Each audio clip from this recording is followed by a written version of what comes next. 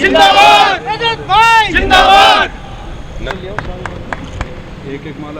और अभी जैसे आप इसी प्रोग्राम में देख रहे हैं कि हमारे जो राष्ट्रीय अध्यक्ष हैं किसान यूनियन, किसान सेना, भारतीय किसान यूनियन और किसान सेना के राष्ट्रीय अध्यक्ष हैं, वो हमारे साथ उपस्थित हैं। और तमाम यहाँ पर देखिएगा पदाधिकारी, आप देखेंगे कि सभी यहाँ पर जो स्वागत, क्योंकि एक नई जिम्मेदारी दी गई है। और आप देखेंगे कि मौजूदा सरकार, क्योंकि किसानों का आंदोलन पहले से ही चल रहा है, तमाम सड़कों पर है। और अभी जो 3 अध्यादेश लाए गए हैं सरकार के द्वारा, उनको भी देखते हुए, क्योंकि अभी आपने देखा कि तमाम लाठीचार्ज और किसानों ने संघर्ष किया और सड़कों पर आए। तो अभी मेरा क्वेश्चन है जी, आपका बहुत बहुत स्वागत है हमारे इस चैनल में। अवनीश जी, आप मुझे बताइए कि अभी जो जैसे अध्यादेश लाए गए हैं, तो इन पर क्या कहेंगे आप? किस तरह से किसानों के हित में है, नहीं है, क्या क्या कहेंगे? किसानों के हित में होते तो किसान सड़क पे उतरते ही नहीं। किसान के हित में बिल्कुल भी नहीं है। आपके 3 अध्यादेश हैं, तीनों में ही कमियां हैं। अगर हम सीधी बात करें तो हम ये कह सकते हैं कि आप कॉन्ट्रैक्ट फार्मिंग के एक्ट जो आपने 1955 एक्ट था, एसेंशियल एक्ट, उसमें चेंज किए हैं, वो किससे पूछ के किए हैं? आप क्या जमाखोरी को बंद करा देंगे? आपने जमाखोरी के ऊपर कोई कानून बनाया है? आप कॉन्ट्रैक्ट फार्मिंग कराना चाहते हो, किस लिए कराना चाहते हो कॉन्ट्रैक्ट फार्मिंग? आप किसानों को उसकी फसल का दाम दे दिए, हमें कॉन्ट्रैक्ट फार्मिंग की जरूरत ही नहीं है।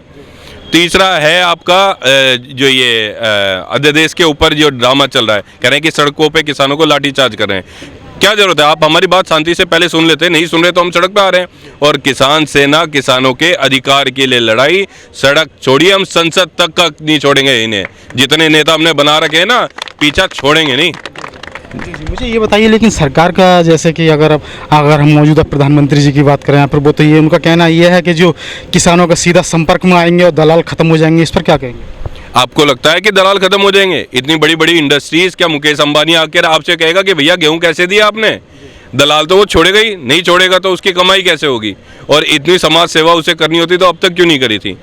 प्रधानमंत्री जी सिर्फ अपनी बात रखते हैं, दूसरों की बात सुनते नहीं है। आप ये बताइए कि 7 साल में कितनी बार प्रधानमंत्री आपके लाइव डिबेट में आए, कितने चैनल पे बैठे हैं, कितने पत्रकारों से बात करिए या कितने किसानों से बात करिए? ये सब कहने की बातें हैं और ये बतौले हैं, बतौले देके चले जाएंगे। एक लास्ट सवाल है कि जैसे अध्यादेश तो जारी कर दिए हैं सरकार ने, लेकिन आपकी आगे की रणनीति क्या होगी? आगे की रणनीति सड़क पे उतर के आंदोलन किया जाएगा। अभी तक हमने जिले पे काम करे हैं, अब कमिश्नरी का घेराव करेंगे। अगर जरूरत पड़ी, मैं आपको पहले बता चुका हूँ कि संसद भवन तक पीछा नहीं छोड़ा जाएगा। तो सीधा इनका कहना है कि संसद भवन तक पीछा नहीं छोड़ा जाएगा। और अब सीधा मैं चलता हूं रजत जी के पास कि आज उनको बहुत बड़ी जिम्मेदारी दी गई है। एक जिलाध्यक्ष के तौर पर उन्हें, जो गौतम बुद्ध नगर हैं, जिलाध्यक्ष के तौर पर उन्हें इसमें जगह दी गई है। तो मुझे बताइए कि आप इस जिम्मेदारी को किस तरह निभा पाएंगे? पहले तो मैं आपका बहुत बहुत धन्यवाद करता हूँ। मैं जो आप आज मुझे जिम्मेदारी मिली है, इसको पूरी अपने जिम्मेदारी पर खरा उतरूँगा और किसानों के साथ मिलकर और सभी की समस्या को लेकर, प्राधिकरण हो और चाहे किसान की कोई भी समस्या हो, उसको अपना जो भली भांति पहचान कर उसे हर तरीके से डीएम साहब से या कहीं तक भी पहुंचना पड़े, हमें कहीं भी लड़ाई लड़नी पड़े, उसे हम पूरी तरीके से लड़ने के लिए तैयार हैं। किसानों की आवाज़ दबाई नहीं जानी चाहिए। और आज जो मुझे जिम्मेदारी पवार जी ने दी है, मैं अपने ओर से कहना चाहूँगा कि मैं इस जिम्मेदारी को बखूबी निभाऊंगा और कहीं भी शर्मिंदा नहीं करूँगा।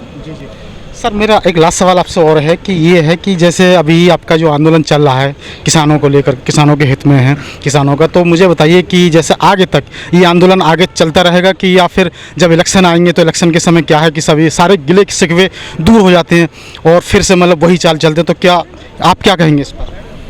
इस बार किसान किसी के भी बकाये में नहीं आएगा। जिस तरीके से चल रहा है प्रोग्राम ना, आपको इस बार देश से भगाने का काम किसान सेना करेगी और जरूरत पड़ी तो आपके इलेक्शन का बाइकआउट भी करेगी। और अब सीधा मैं बातचीत करता हूं जो हमारे राष्ट्रीय प्रभारी हैं भारतीय किसान यूनियन किसान सेना के, समीर त्यागी जी। तो आप जैसे कि आज की जो रुख है, अभी पूरा जो केंद्र सरकार है, वर्तमान सरकार है, उसका रुख को देखते हुए आप इस पर क्या कहेंगे पूरे किसानों के हित के लिए? ये सरकार किसान हित की नहीं, किसान विरोधी है। इस सरकार से मैं जितना परेशान किसान हुआ है, इतना किसी सरकार में नहीं हुआ। और हम इस सरकार का जो है मुँह तोड़ जवाब देने के लिए तैयार हैं। अभी हमारे राष्ट्रीय अध्यक्ष जी ने कहा कि हम संसद तक भी घेराव करेंगे। जी, संसद तक घेराव करेंगे, लेकिन लेकिन सर मुझे ये बताइए कि जैसे संसद तक घेराव तो करने की बात हो रही है, लेकिन पहले भी कई बार किसान सड़कों पर आए हैं, ठीक है ना, 19 से पहले, 2019 से पहले की बात करूं, लेकिन फिर भी वही, क्योंकि जिस सरकार की बात कर रहे हैं पहले भी वही सरकार थी, लेकिन फिर से आ गई, उसका रीज़न क्या रहा? चक्कर क्या है, ये हमारे मोदी जी जो हैं भाषणबाजी में तो निपुण हैं।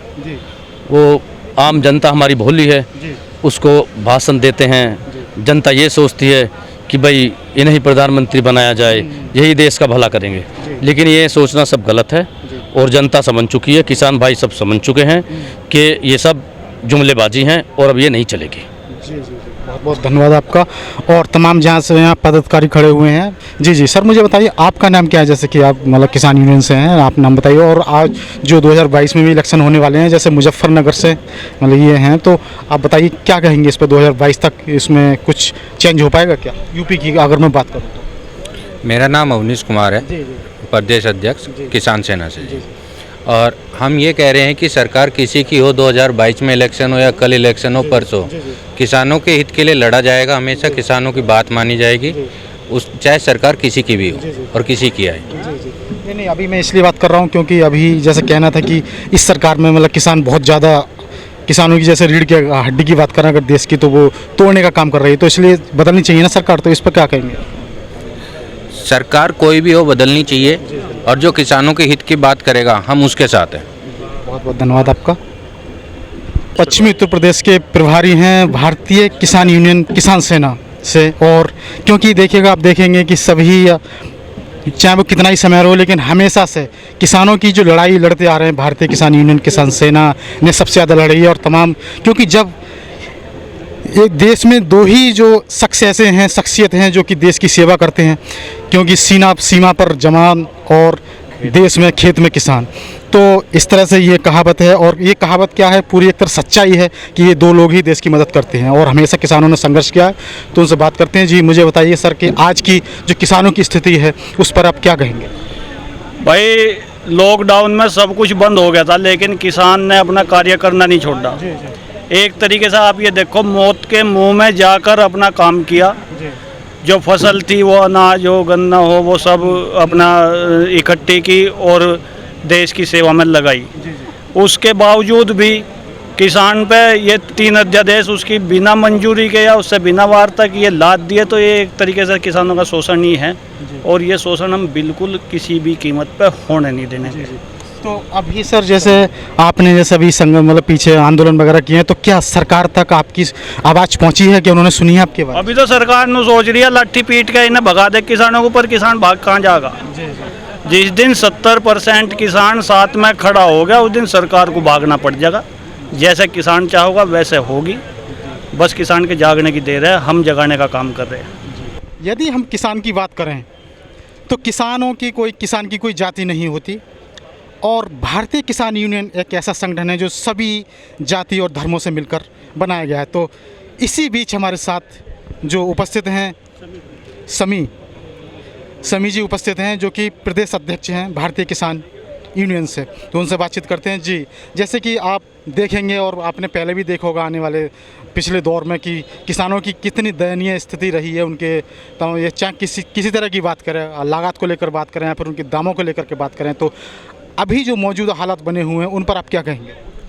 सबसे पहले तो मैं आपसे ये कहना चाहूँगा कि हमारा जो संगठन है, जो भाकियू किसान सेना है, वो किसी जात पात पे नहीं है। हमारा 36 बिरादरी का संगठन मिल के चलने का साथ लेकर काम करेगा, और आने वाले समय में जो भी हमारा संगठन तैयार हो 36 बिरादरी का, और जो भी सरकार हमारे किसान भाई, मजदूर भाई, कामगार भाई जो उसके लिए खिलाफ की आवाज़ उठाएंगे, तो हम रोड पे अपने आने का काम करेंगे।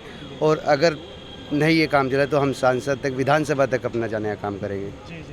तो अभी जैसा अभी आपने जो आंदोलन किया है, पीछे हुआ है, तो इस पर क्या अभी सरकार तक आपके पास पहुँची? सरकार ने आपकी कुछ सुना है? इस पर सुनवाई हुई? हमने जो भी अभी जिलों के अंदर, अलीगढ़ में भी हमने 26 तारीख में प्रोग्राम किया था, और कमिश्नर साहब को जो है ना ज्ञापन दिया था PM साहब के खिलाफ, और CM साहब को भी। अभी तक कोई जवाब नहीं है, इस पर कोई कार्रवाई नहीं हुई। और अगर इस पर जल्दी कोई कार्रवाई नहीं करते तो हमारा किसान सेना संगठन जितना भी है, हम इस सड़क पे आएंगे और सड़क पे आके बहुत बड़ा आंदोलन करेंगे। फिर जैसे ही ये अपनी पुलिस फोर्स को कहती है कि हम मारो पीटो, अगर में लट मारेंगे तो हम अपना सर देंगे, और गोली चलाएंगे तो हम सीना देंगे। बहुत